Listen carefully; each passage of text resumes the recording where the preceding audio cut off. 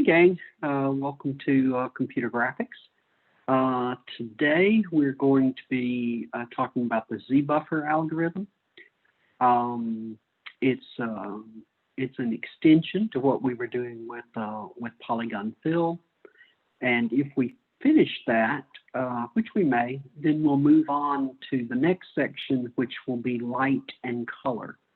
We'll start moving into that. So we're getting close to having finished the part of the course where we deal with making objects appear solid. And then the next thing we're going to do is, okay, can we start rendering them with realistic color on them? So that's sort of the next step that we've got going on. I did want to mention, let's see if there are any questions. It seems like there may be some questions here. There's a question about assignment 3.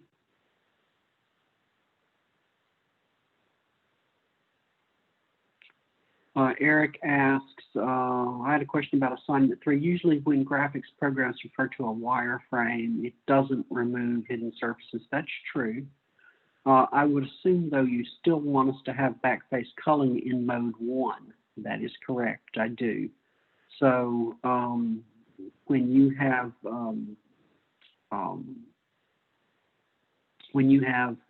your wireframes, you're not filling in the polygons, but you can certainly turn off the back faces. You can cull the back faces, and that's what I want you to do.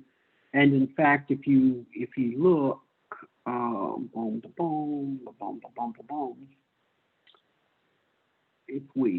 if we go and we look at the lecture notes, I had them all set up to start into Z-buffer, but we'll scan backwards here to filling. You'll see that when we started the chapter on filling, it starts out by talking about, well, I thought it started out by talking about giving the little triangle example. Well, that was in when I did backface culling. When I introduced backface culling, I talk about oh guys, I am going. Y'all can laugh with me. I am going to go to PowerPoint slides at some point for this. Just because scrolling through this thing is such a pain. So here's the diagram I was looking for. Backface culling off, backface culling on. You can see this is still wireframe, right? But I'm not rendering the backside of the polygons, but you can still see through the object. So instead of like that, a wireframe will appear like this. It's not filled in, we're just drawing the edges, but we're only drawing the edges of the visible polygons. So yes, in mode 1, you should do backface culling.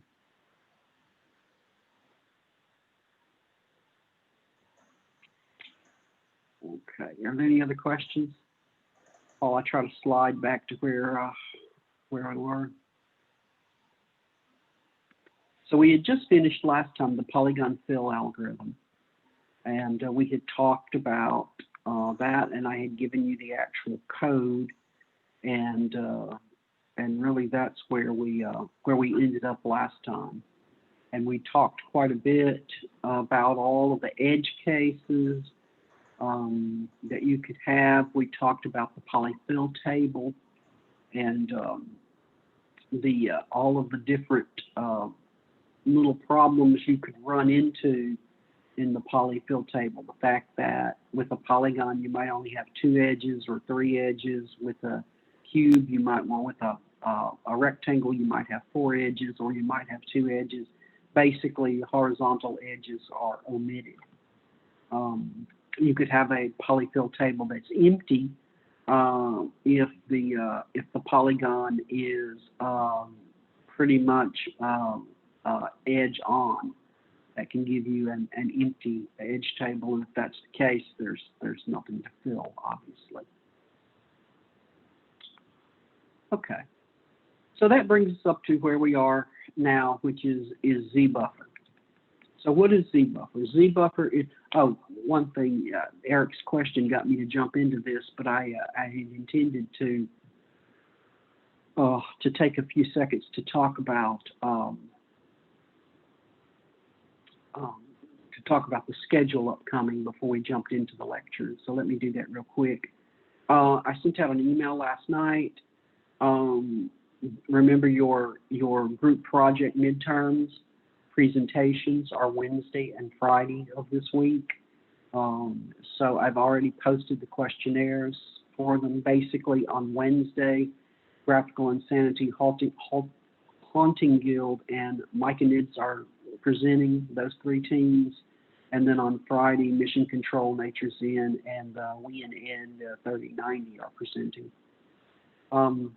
If you go into that, it'll tell you that the questionnaire won't be opened until class time on Wednesday. But it also gives you the questions. These are the questions that you guys are going to grade each other on. I sent this out in the email last night, but some of you don't always check your emails. So basically the 10 things you'll be rating one another on a scale of 1 to 10. Does the team have a clearly defined project goal or set of goals? That's the first question. Is the scope of the proposed project appropriate to a quarter-long senior level group project? So basically, does the team have a goal? Does the team know what they're doing? Do they have a goal or group of goals? Second question is, okay, is this project big enough in scope but yet not crazy in scope? In other words, is it at an appropriate level of difficulty or appropriate level of scope for a quarter-long senior level group project? Are the roles of each team member defined? Does everybody on the team know what they're doing? Do the team members together have the skills needed to reach their goals? So everybody doesn't have to know everything about everything, but there has to be somebody on the team that knows each of the critical pieces. And actually, it's better if two people know that in case you lose a person. Did the team present evidence demonstrating that it had made substantial progress in accomplishing the goals they laid out for themselves? So this is important. We're at midterm now. So are they on track? Did they make progress? You'll scale this on a scale of 1 to 10 like all the other questions, but this X2 means that I'm going to count this one twice. So in other words, it's twice as important as these other questions. So if you think about each of the questions as a 10-point question, this is a 20-point question. There's one more 20-point question, and that is, did the team present a reasonable and achievable development plan for the remainder of the quarter, including milestones and timelines for accomplishing those milestones? So these two together is 40%, as they should be, because this basically says, are they on track? Are you guys on track? Have you been working on it so far? And is there evidence of that? And then, do you know what you're doing going forward? Do you have a plan as to how you're going to get the project from its current state to where you planned for it to end up? So both of these are 20. They're scaled on a scale of 1 to 10, but I'm going to count them twice. So they're essentially 20-point questions. Was the overall team presentation presented in a professional manner? Did all team members meaningfully participate in the presentation? So is everybody on the team clearly working? And did they talk? So are there any questions about that before we jump back into the lecture? Sorry, I started it and then jump track on you guys. Any other questions about that? Dr. Neal, I do. This is Stephanie Nemec. So with our presentations, do you want us to go slide by slide to answer these questions, or do you just want the presentation to flow naturally and our classmates just rate based on what we're presenting? I would flow naturally, but I would absolutely make sure that I addressed each of these questions and that I paid more attention to the topic number 5 and topic number 6, Okay. because those are the ones that have the most points. Ultimately, it's up to you to organize your presentations in the way that you think will be most clear. Because remember, I'm going to mark these, but I'm only going to do it as a backup in case you guys don't play fair. But I'll be honest with you, in the years, and it's been probably about 5 or 6 years now that I've been using this, I've never had to substitute my scores for the class's scores. Everybody's always played fairly. So assuming that you guys play fairly, and I have no reason to think that you won't, then the people you need to be convincing, honestly, in this one, isn't me. It's actually, honestly, your teammates, because they're scoring you on this. Does that make sense? Yes, it does. Thank you, Dr. O'Neill. No problem. Any other questions about that? You said in the email that PowerPoint should be emailed for teams on Friday, like before 10 a.m. Friday. Does that include the demo, or should that be in by Wednesday too? I thought about that. I know you're probably referring to something that I said, or maybe it was after class. I don't remember it, but somebody had asked me about this last week, and at the time I was thinking along the same lines that I'm doing in my senior capstone, that everything's due. The sprints are due at the beginning. Everything is due, even if somebody presents, at a different day or time, or like the ethics papers. Some of you are in my capstone class. But I started thinking about this. There's no reason, if you're working on a demo and you're not going into a Friday, it would be silly for me to say, no, you can't work on the demo anymore after Wednesday morning. And quite frankly, I can't stop you, and I shouldn't stop you from doing that. Everybody should continue working. So because of that silliness, there is a switch here, and it is that if you're presenting on Wednesday, I'd like your PowerPoints, an hour before class, just so I can look at them, so that maybe I can ask more intelligent questions, because I'll have had a chance to look over things before class. But yeah, if you're presenting on Friday, your presentation is due Friday morning at 10. And like I said, your demo, I mean, I don't expect you to email all the demo files or anything. I expect you to give a live demo, right? So there's no effective way for me to say I want the code on Wednesday, even though you're presenting on Friday in this case. So I just said screw that. The second team gets the second group gets 2 more days, and in the email I addressed that and I said, well, because of that, I'm going to swap the order of presentation on the final project presentations. So the guys who are going first, the teams that are going first, this time have 2 fewer days, right? It's due on Wednesday, but they'll get 2 extra days on the for the final presentation because I'll just swap. Does that make sense? And that way, it's just as fair. Everybody ends up with the exact same amount of time. No team's penalized and has to go first each time. So that's the way I'm dealing with it. Any other questions about that?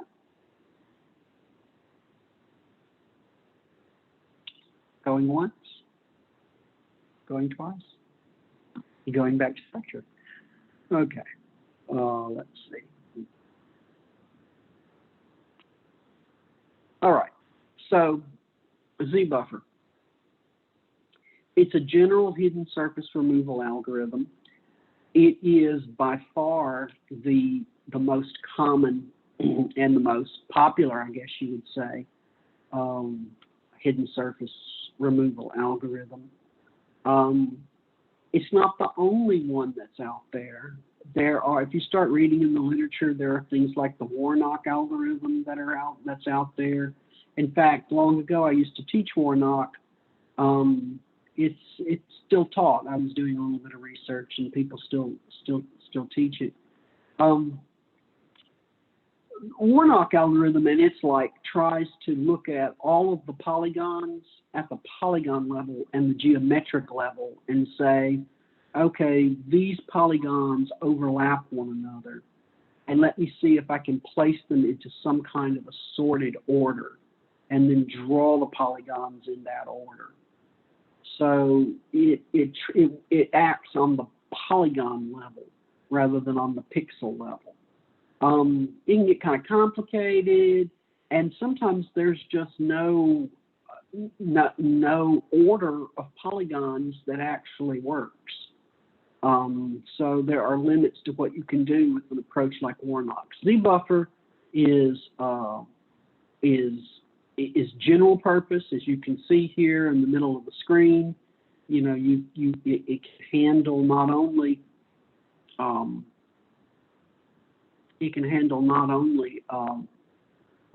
hidden surfaces of solid objects, it can handle objects passing through one another.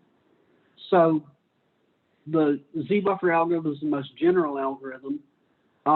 It's also a very simple algorithm. It's easy to understand. So if it's the most general algorithm and it's the easiest to understand algorithm, then why in the heck, you know, are there other algorithms like Warnock that are more limited? Well, ZBuffer is very expensive in terms of the amount of memory. It doubles your amount of memory that you need to compute a scene. And these days, memory is real cheap and fast. And so it's okay to have a image buffer, a canvas to draw on, and a ZBuffer, which the ZBuffer is exactly like if we think about an image like this, okay, it's just a giant array of pixels where every pixel has some color value associated, some RGB color values associated with each one of these pixels. And you'll remember in our, programs, we've been having this as a 400 by 400, but it could be anything, 800 by 600 or 1024 by 768 or whatever. But it's just basically a big array where each entry in the array is an RGB color value, okay? A ZBuffer will have exactly the same size and shape of the image buffer, but instead of an RGB value, it'll have a distance value, a Z value for that pixel. Okay, so that means that you're doubling the amount of memory that you need to do a ZBuffer. So instead of having one, 800 by 600 array or 1024 by 768 array, you now have two 1024 by 768 arrays. So that's one reason. It's very expensive in terms of the amount of memory. And also, it's slow if you implement it sequentially because, of course, you're dealing at the pixel level. So that's why it hasn't always been the most popular algorithm. But now we can easily afford it. So it's the standard way of doing hidden surface removals. Pretty much everything has a ZBuffer in it nowadays. So it's very powerful. It does make an assumption. It assumes that all of the polygons are opaque, that they are not transparent or translucent. Okay, so the way ZBuffer is set up, it can't handle translucent objects. Because again, it's looking at where the objects are on a pixel by pixel value. And it basically, here's what the algorithm says, okay? Here's the main idea as I put it here, okay? You got a ZBuffer. We already explained what that is. It's got the same dimensions and resolution as the drawing canvas. And the ZBuffer is going to have depth information, depth or Z information, associated with each pixel on the canvas.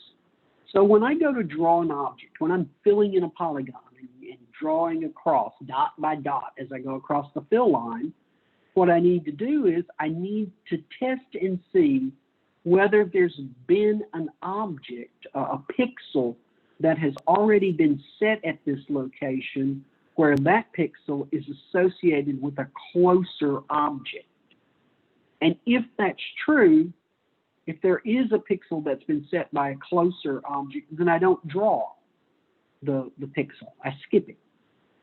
If the pixel that I'm about to draw is the closest, I draw it, and I update the Z buffer to have the Z information of this particular pixel. We can understand exactly how this is working by doing that.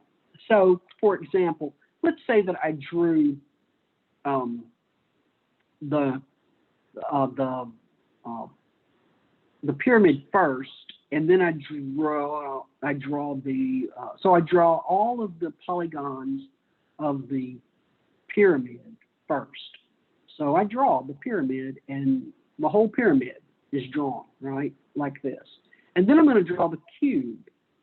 Now, if, as I'm filling in like the top of this cube here, right, here's the polygon for that cube, right, it's this rectangle, right? So normally I would fill the whole thing. But as I'm filling this surface here, every time I go to set a pixel, I ask, is there a pixel that's closer? And when I get to this yellow of the left side of the pyramid, I don't draw white. I don't draw the color of this cube because my Z buffer says, oh no, there's something closer here. Don't draw it.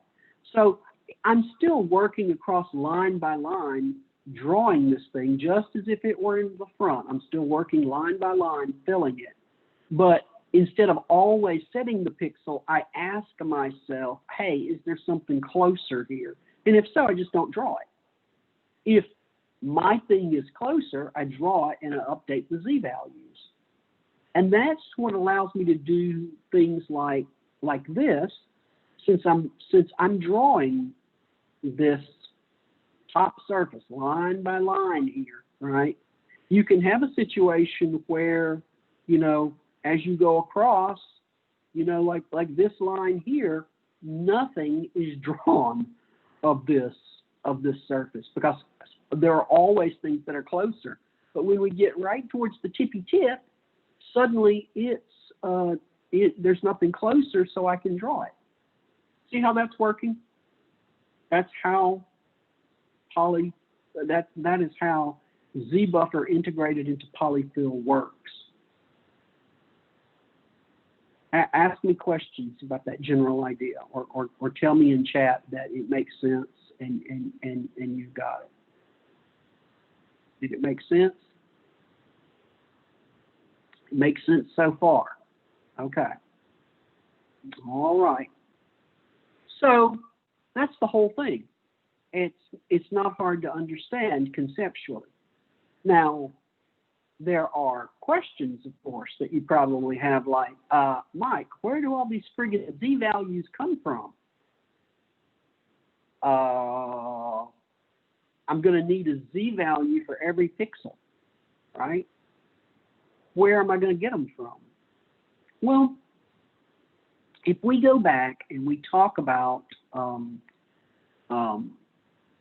how objects are drawn or stored, right? We have a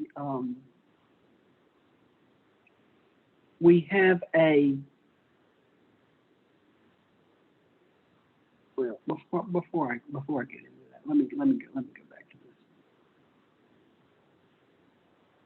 We're starting to get to rather complex looking images, right? You know, images, objects passing through other objects and all that. So things are starting to look kind of cool and complicated. But really, what do we actually have? How much information is this based on here? Actually, very little. If you'll remember, we have two objects here, One is a pyramid.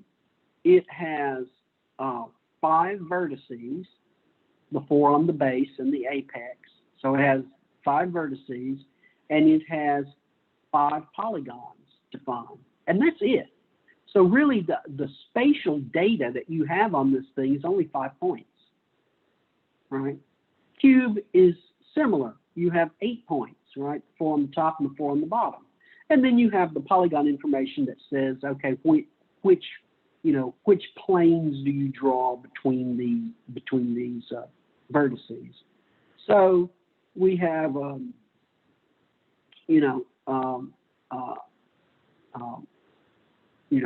8 vertices for the cube, and like I said, 5 for the pyramid. So we have what? 13 points. This whole thing is based on 13 points. Now each point has an X and a Y and a Z, right?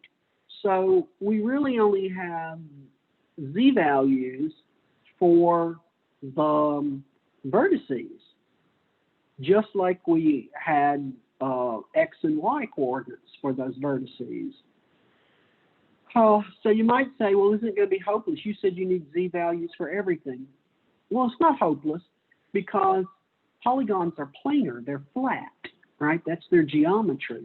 So just like we could figure out all of the points to paint for the left polygon and the front polygon and the right polygon of the pyramid because they're planar and we went through polygon fill, we can do the same thing for the Z values. We can interpolate the Z values from, say, the top to here, right, from here to here. So we can interpolate Z values just like we were interpolating X values. And remember in our previous lecture, we were getting X start and X end, X values, and then we were drawing between them a line at a time, and we had dx, right? Dx was our change in X. Well, we'll have Z values for here and here and here. We'll be able to compute the change in Z across this edge and the change in Z across this edge. And once I have the Z value for this horizontal fill line here and the Z value for this horizontal fill line here, well, then I can calculate how the Z changes across that flat face. And just each time I go to across a pixel, from one pixel to the next, I'll adjust the Z value. We will call this a bilinear interpolation. It's bilinear because it's a two-way linear interpolation. So I have a Z value here and here and here and here. I can interpolate the edges, right, to get for any scan line a start and an end Z, and then I can do a second interpolation across. You're doing 3 interpolations, one for the left edge, one for the right edge, and one across, but we call it bilinear because we interpolate to get the edges, we count that as 1, and then we interpolate to get across. That's the second. Okay, so let's dive into the math that's going to make all this happen. So computing the Z values. When you do a projection, right, you can get an X, a Y, and a Z. All of our drawing is going to be done in display coordinates. So because of that, we're going to be using projected coordinates that have been converted to display coordinates. We're going to be drawing in the coordinate system of our display because we want to move down a scan line at a time. We were doing exactly this when we were doing the polygon fill. The only difference is we're going to keep Z around. You don't change Z when you display it because, quite frankly, we never actually display Z. We keep it around. We need the projected Z value, but we're never in any way showing the Z. So there's no such thing as converting the Z to display coordinates because the Z's are never displayed. You still have to project X, Y, and Z, but this projected z, you just keep around. So basically, any original point x, y, and z becomes x display, y display, and you keep around the prospective projected z. Okay? One other little thing that I want to bring to your attention is that if you are eagle-eyed or are using an old copy of the notes, when I first introduced perspective projection, I did not have a D here. I went back and changed the notes and added that D. And I did it because, by one, it keeps all these formulas identical, which is nice. And two, it makes our Z values bigger. So rounding is less of an issue. Okay. So one thing we've got to figure out is, I said our Z buffer was going to have the Z value for each pixel. Well, it'll have the Z value of the closest pixel that you painted at that location. So we need to somehow, so let's go back. When I am painting my first object, let's say the canvas is blank and I want to paint this pyramid. I'm going to paint 3 rectangles, or sorry, 3 triangles, 3 polygons. The way ZBuffer works is it looks to see if there's anything closer that you've already painted before you start painting. Well, if nothing's been painted on this thing and I'm drawing the yellow polygon, well, it's the first thing that I painted, so all of its points have to be closer than anything else because there's been nothing there.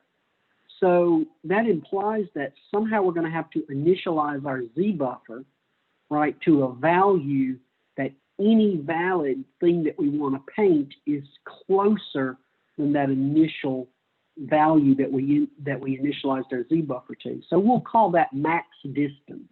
Max distance is infinity. It's the distance in the background that we have to set our Z buffer to initially.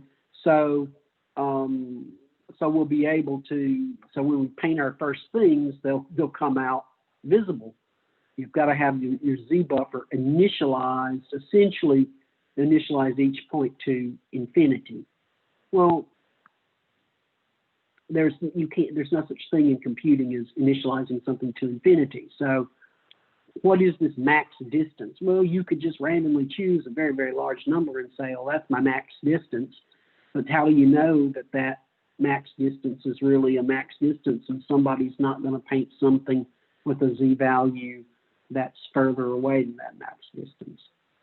So let's see if we can figure out a max distance that'll always be further away than anything that we paint. Okay, good. So to do that, we will look at our equation that gives us our Z values for anything that we want to, for any vertex, right? Well, it uses D, which is, right, in our projection system, 0, 0 minus D is the center of projection. It is essentially where the viewer's eyeball is, the way that we've defined things. So in our system, that D is 500. So if you look at this equation, there'll always be a 500 here, and there'll always be a 500 here. For our D equals 500, obviously if we changed it to 1,000, you'd have 1,000 here and 1,000 here. But right now, we're fixing it. We're saying we're 500 units away. So then ask ourselves, what happens if we draw a point that's actually on the Z equals 0 plane, which we're thinking of as our projection plane?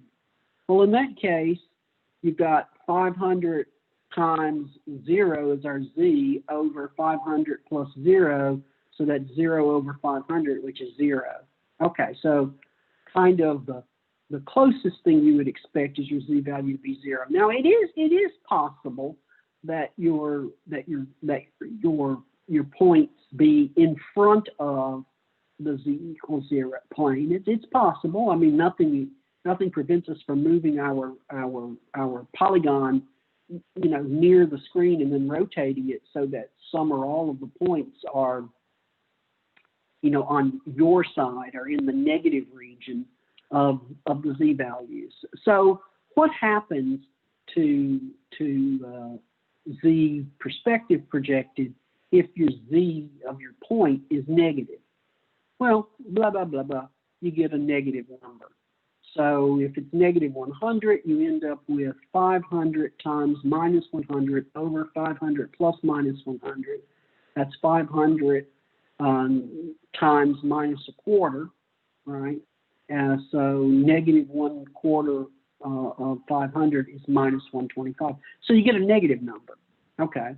Well, for 0, you got a 0. For negative z, you get a negative z. So those are negative. What happens if you have a very large positive z number? And this is where we expect our polygons to be, right? We expect them to be in positive z, and the bigger the z, the further away they are. So what happens if you have a z of 1,000? Well, if you did the math, you would see that you would get a projected z of 333. Okay, that's a big number. And remember, we're trying to figure out our max distance. Well, what happens if you now, instead of 1,000, let's say you have a z of 10,000? Well, if you do that, you've got 500 times 10,000 over 500 plus 10,000, right? 10,000 over 10,500 is 0.95. So you've got 95% of 500, which is 475. And you can see that as your z gets bigger and bigger and bigger, this percentage will get closer and closer to 100%, but it can never actually get beyond 100%. So that means that 500 is, in fact, the maximum value for z. Okay? So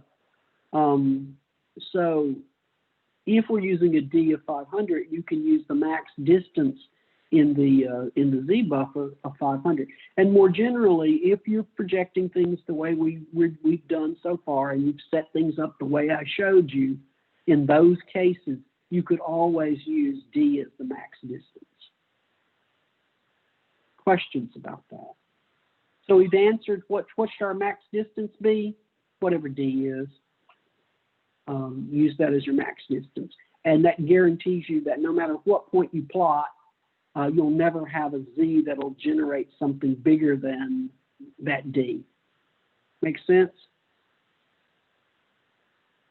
This seems weird, but okay. Well, that's why, Andrew, that I went through this math, so that you could see that if you use the projection equation the way I've given it to you, right, your max distance can never be greater than that d. This basically is a fraction, right?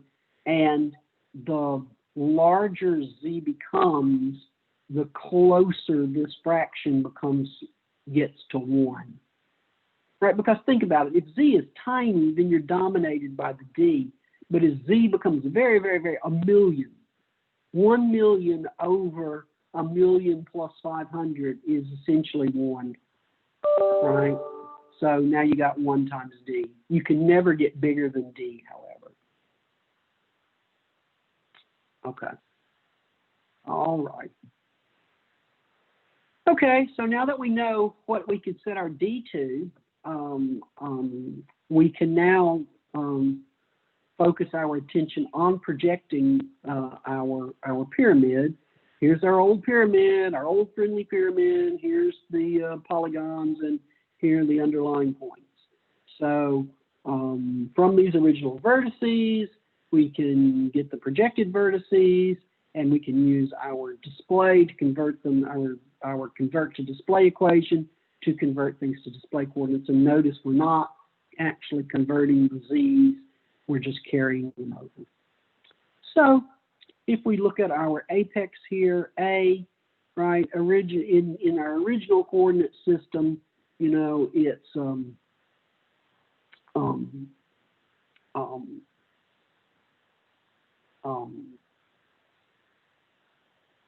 x of 0, right, Oh, these are negative because those are negative because remember we're looking down on the thing. You got to keep that in mind so you don't get confused.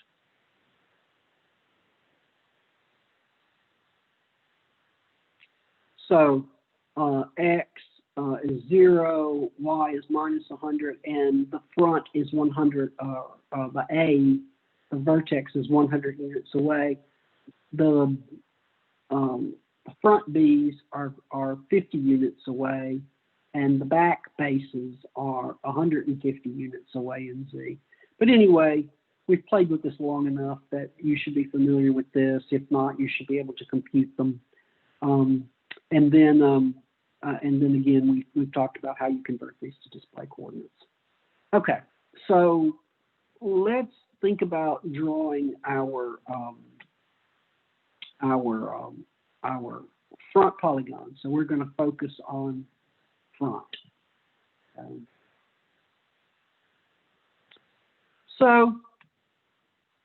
Okay, so the equations are going to be very similar to the equations that we had for computing the x values in the polygon fill. So we're going to have to figure out the z values, how they change along this line, and the z values, how they change along this line.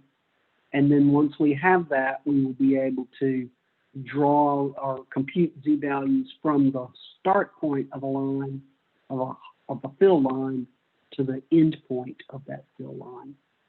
It's exactly like what we were doing with the x's before. So what's the change in z?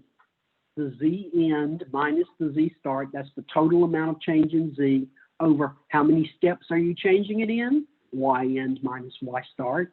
So this is the number of steps. This is the amount. The amount divided by the number of steps gives you how much z changes at each vertical step. That's what that is.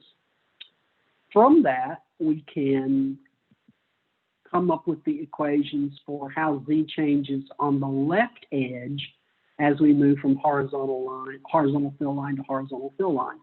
So it's just this equation right here. Now I've put some fancy subscripts. So for the left edge, it's z end of the left edge minus z start of the left edge. That's how much z changes over the left edge.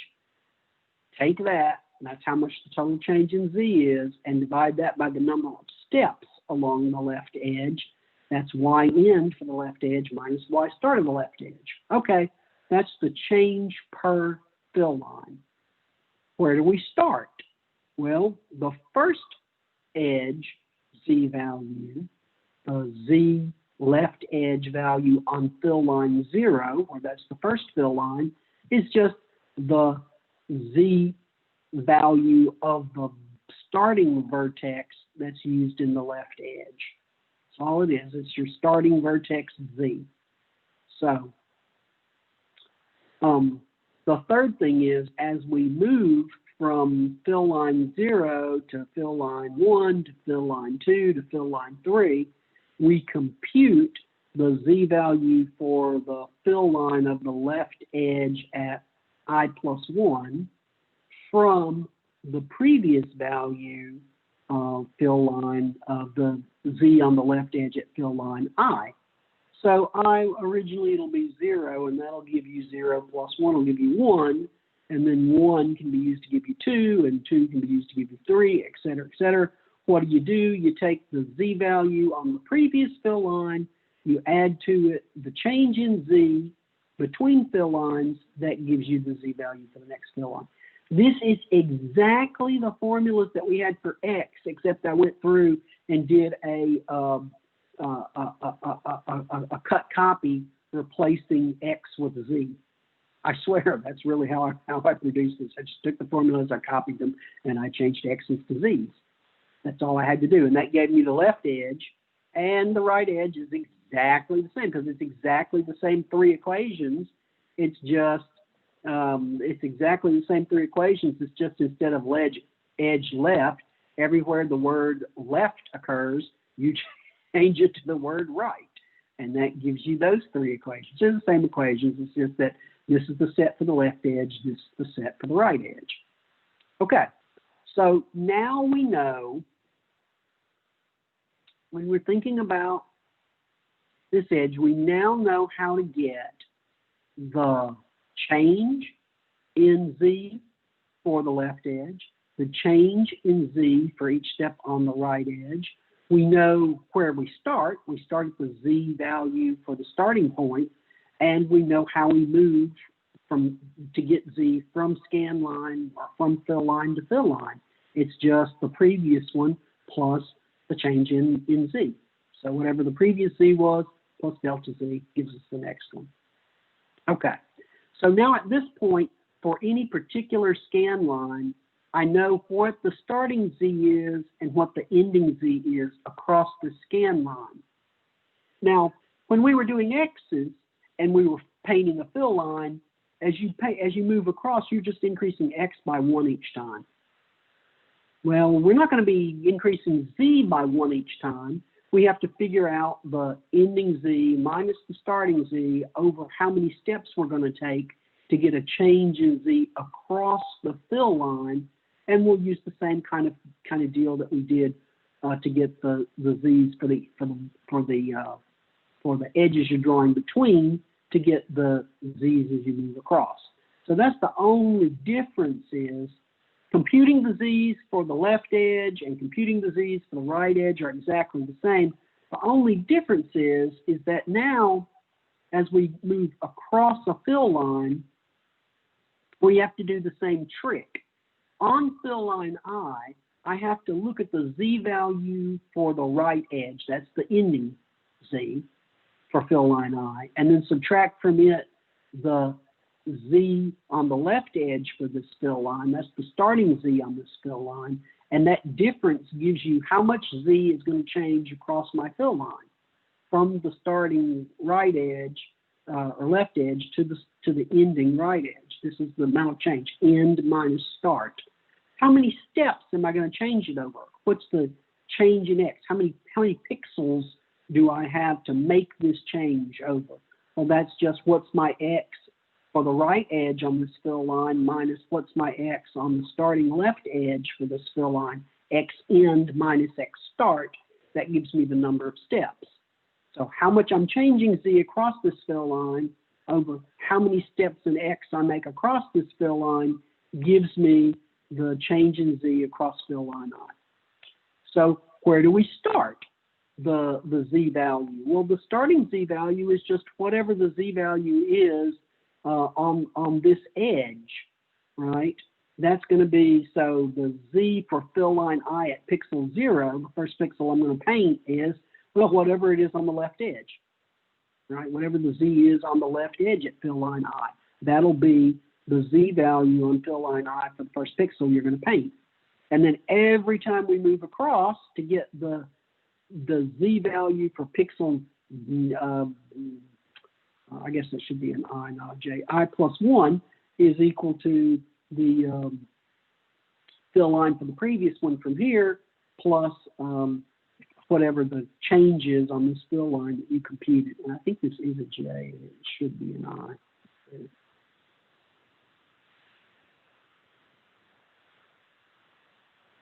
If I can change it.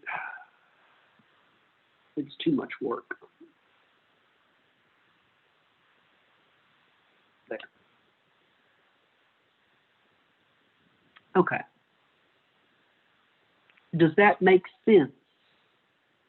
Any questions about that? Any questions? Okay. So as we do our fill, we're going to start with we're still going to have a polygon fill table like before, but we're going to add a Z start and a DZ for every edge. So just like for every edge, we had an XY start and an X end and a DX. We'll have a Z start and a DZ. And this is, again, this DZ is along the edge, right? You might say, well, what about this other DZ across the fill line? You can't pre-compute that. and store it in the table, because that's going to depend on each individual fill line will have their own different DZ. So it's not something that's associated with an edge, it's associated with every fill line. So you're just going to have to compute these equations every time you get a new edge that you want to paint. You're going to have to compute the delta Z and move from the starting across. Okay? Okay, and also this is a nice example where I show that this edge is not entered into the table. It would have had an infinite dx and an infinite dz. It's a horizontal line. Horizontal lines are not entered into the table. How do you know it's horizontal? Because the y start and the y end are the same. They're equal. And because they're equal, that means that this is a horizontal line, and you don't enter horizontal lines into your fill table. Okay, here's what it looks like. This is basically the same image that I had for polygon fill. These are the numbers actually for that for the front in our pyramid. But I've broken it down and showed you the way it's being filled. So you've got, you know, edge A to B4 and edge A to B1. And in addition to a DX, you also have the DZ, right? And you're moving between them. So it's the same process. So it's integrated into the paint procedure, the polygon fill procedure. So what I've done below is I took the polygon fill algorithm that I already gave you in section 13.2, and I modified it to include everything you need to do to implement Z-buffer, and I just added that in green, okay?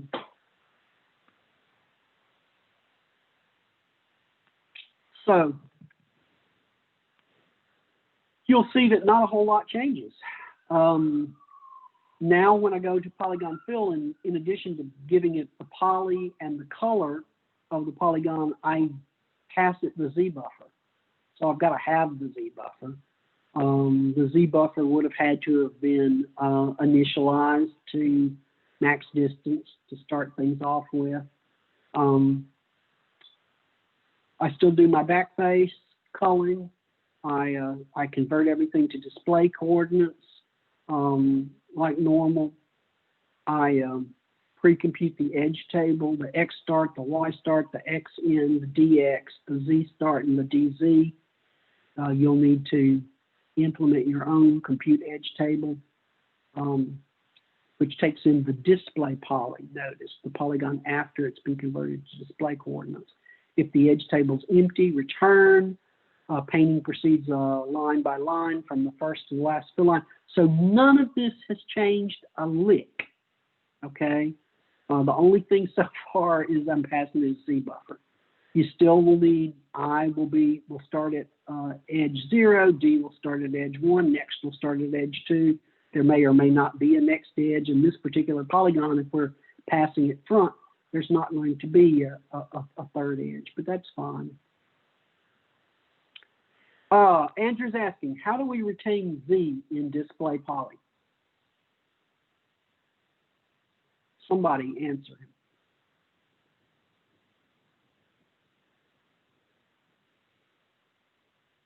Somebody answer him.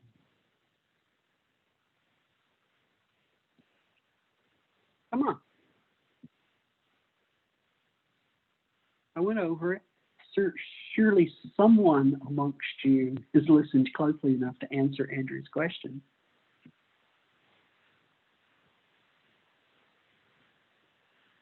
Okay, somebody's got to say something.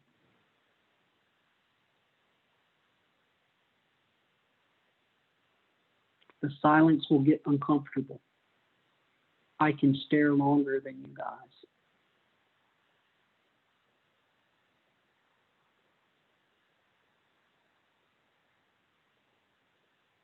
I can play the Jeopardy theme music. I can hum it.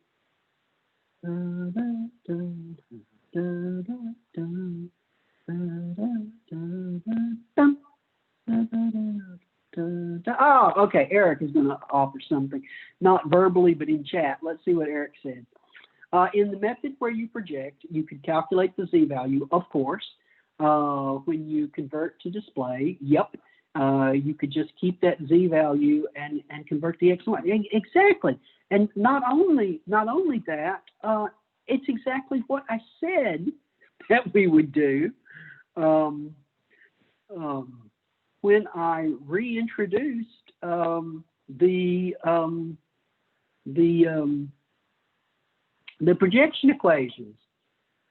When I began this lecture, I said, okay, I'm gonna show you all of the projection equations again.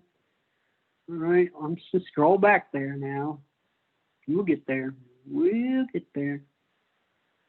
All right, I said right here. I said, oh, I'm going to represent.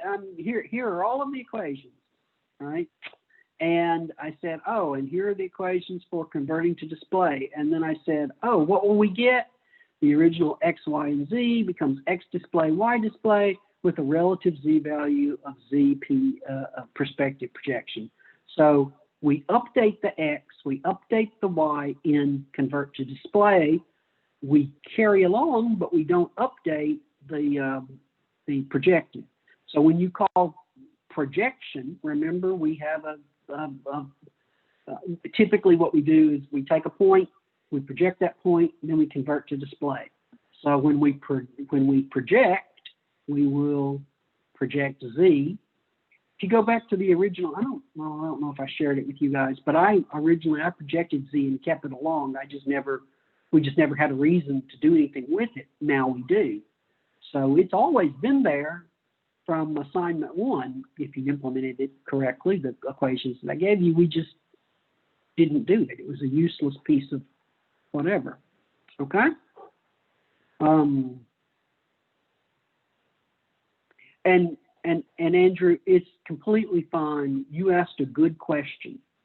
The fact that I didn't have 20 people, there aren't 20 people in here. The fact that I didn't have 10 people immediately come on mic and say what Eric typed means that it was a very good question. You were not the only one wondering that. As soon as I stopped talking and asked, everybody went, oh shit, I missed that. Okay. But that's the answer. The convert to display, project and convert to display, which we call project and then call convert to display, that you pass it to poly. It has, each of the poly vertices has an x, a y, and a z. And so you project to the z, you just don't convert it to display. But your display poly would have the x, the y, and the z exactly as I showed in this table here, not this table. We'll get back there. It is faster to go between slides. Exactly the display vertices that I showed in this table here for A, B1, B2, B3, B4. Here are your z's that we carried along from here. The x and the y is obviously changed as we went to display. Okay. Okay. And yeah, it's a trivial extension if you didn't keep the z's, and there's really no reason why you should have, because you weren't using them before now, but now you need them. Okay. All right. We did the first fill line and the last fill line. These are the fill lines that we're filling between. Again, I is set to 0 because that's our first fill line. J is our first edge. J is set to 1, that's our second edge, and next is set to 2 to be our third edge, should such an edge exist. Paint a fill line by setting all the pixels between the first 2 edges. So edge IX I pull it out of the data structure, the table. Edge JX, I pull it out of the table. Edge IZ, I pull it out of the table. Edge JZ, I pull it out of the table. These are the starting points for the X's on the left and the right edge, and the Z's on the left and the right edge.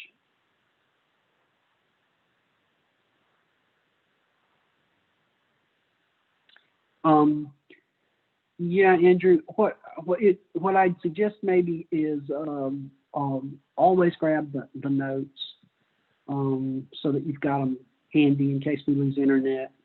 And in the notes themselves, it shows up pretty clearly. If I think about it, I may go back and darken it a little bit. Let's see. So now then, when we move from fill line to fill line, one of the first things we did is determine which edge is left and which is right. We knew that we've got two edges, right? Edge I and edge J, but we don't know which is left and which is right. So we still do that test. But now then, we've got to remember that we've got a left Z and a right Z. So just like we had a left X and a right X, we now have a left Z and a right Z. Same sort of thing. Okay, now that we've got this is paint from a fill line at a time, right? So this is inside this loop. So we're talking about a particular fill line now that's going to go from the left Z to the right Z. So what should the starting Z value be? Well, it should be whatever left Z was, because you start from the left and you draw to the right. Now you got to compute the DZ for the fill line. It can be 0 if the line is 1 pixel long. So I had to put a little if statement here rather than just put the formula. Because if I had just put the formula and it turned out that you had a fill line that was 1 pixel long, you'd get a crash because you would be dividing by 0 in this formula. So again, I'm pointing out an error that I found, that I coded around to tell you got to do that test so that you don't have to dig for it. So if the right Z minus the left Z is not 0, then compute the DZ for this fill line. Otherwise, set the DZ for the fill line 0 because you're only going to draw 1 point anyway and there is no change. Paint across the fill line. 4X goes from the left X to the right X. So I'm about to paint a point. Now, originally, the only thing in this loop was what's written in black here. Create line X, Y, X plus 1, Y, fill color, whatever the color is. But now we don't just paint the pixel, we test. If our Z is smaller than our Z buffer at position X, Y, because we're on line Y with X, right? So this is our position that we're about to paint, X, Y, right? So if our Z for this particular point that we're about to paint, if it's less than what's in the Z buffer, then paint the pixel, and in our Z buffer at X, Y, update it to have the new Z value. Otherwise, if this is not true, you just skip the actions. You don't update the Z and you don't paint the pixel. Regardless, though, you do have to update the Z for the next pixel you're going to do on this line. So Z is equal to what was in Z plus DZ fill line. Okay? Or in a more Python, you could have gone Z plus equal DZ fill line. Okay. We went across the line. We went across the fill line. And now we're out of that loop. So we're getting ready for the next fill line. So update the X and Z values for edges I and J for the next fill line. So just like you had to update the X's by adding in the DX's to the previous values, you update the Z values by taking the current one and updating it by DZ. Boom, for line I, for edge I and edge J. Remember, we don't know after we update whether I is still going to be left and J is still going to be right, but we still have to update them, because at the top of the loop, we'll always check to figure out which of these is left and which of these is right. Okay, upon reaching the bottom of an edge, switch out to the next edge. So if your current Y, remember Y is what we're using in this loop as we go from fill line to fill line. So if we've reached the bottom of an edge, if our current Y is bigger than or equal to the end for edge I, and if we haven't reached the bottom of the polygon, then I is next, or I is assigned next. You still have to update your edge IX with the start value for this next edge. You now also have to update the Z value for that edge, and next plus plus, add 1 to next. So if we do this again, next will point actually at the next edge. If Y is greater than edge J, so this is for edge I. This is the same code for edge J. So it's just swapping out either or both edge I with the next value and edge J with the next value if we've reached the end of those. And you could swap out both of them at the same path. So that's why this isn't an LF. It isn't an LCF. You could end up doing both of these. You could switch out both edges if you had something like an octahedron or something like that. Okay? Questions about this? Questions about this?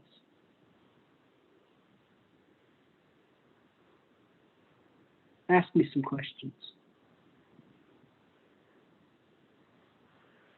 Okay, Mike, here's a question. Assume I've been a slacker and I haven't started my programming assignment yet, which I know I should have a week ago. How do I get started? Treat it as 3 separate programming assignments. Implement hidden surface removal. That's the easiest thing to implement. And you can knock that out, and you can bank some points for your programming assignment. Next up, do the fill. Yeah, I'm giving you the code that'll let you do both in one pass, but you're going to have to debug it, right? I think I've caught the typos in the pseudocode, but I'm doing things in pseudocode that don't, I mean, like this kind of, you know, edge IX equal edge sub I dot start. Yours code's not going to look like, it's not going to look like this because your edge is just going to be a list in an edge table, right? So start X will be, you know, what, like sub-0 and however the table's organized, right? Then you probably, they're not going to be named fields. They're just going to be,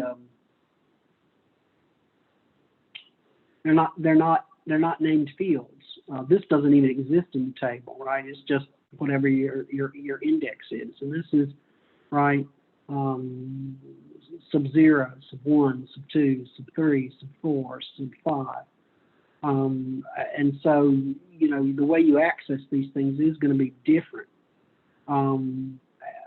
So there's work left for you to do. I didn't do absolutely everything for you. It's going to be an interesting experiment.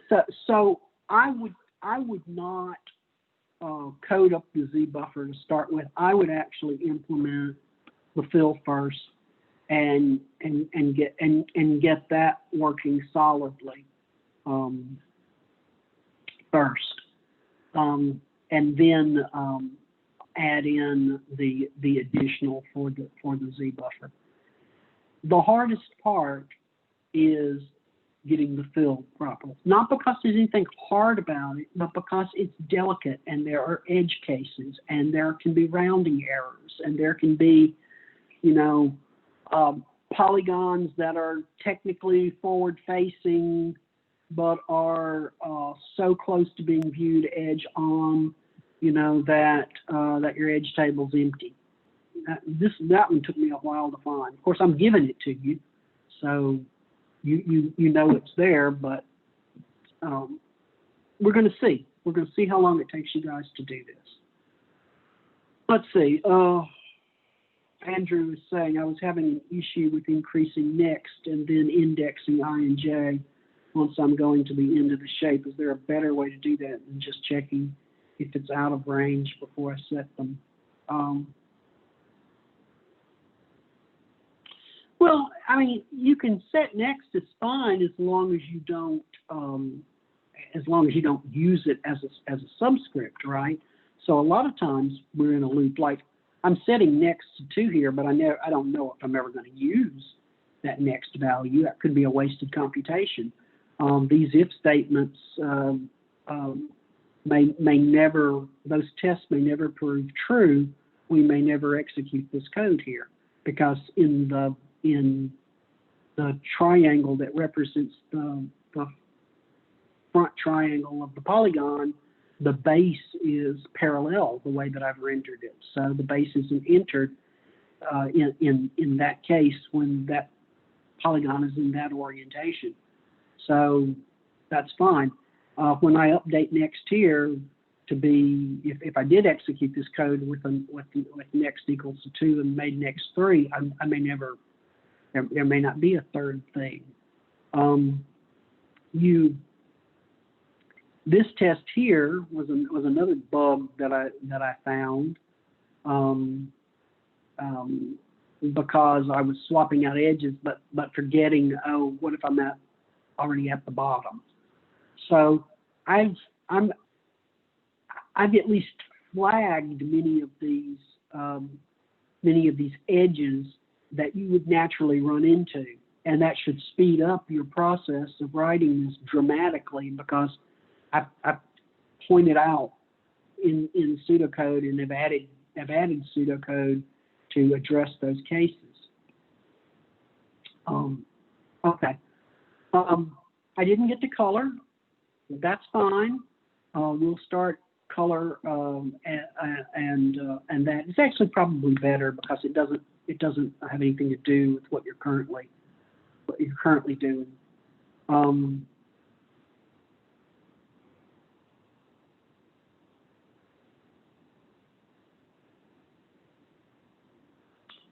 Let's see. Eric says, I think the faded color on the text might be because the header footer editor is open. I don't know what that means. You can tell me after class.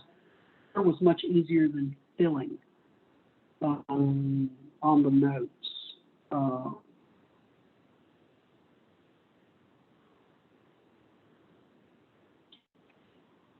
Again, we can talk about some of that after class if you guys have questions. Anyway, we're out of time. I hope you guys had a good weekend, and I look forward to your presentations on Wednesday and Friday. Okay, guys, take care and have a good day.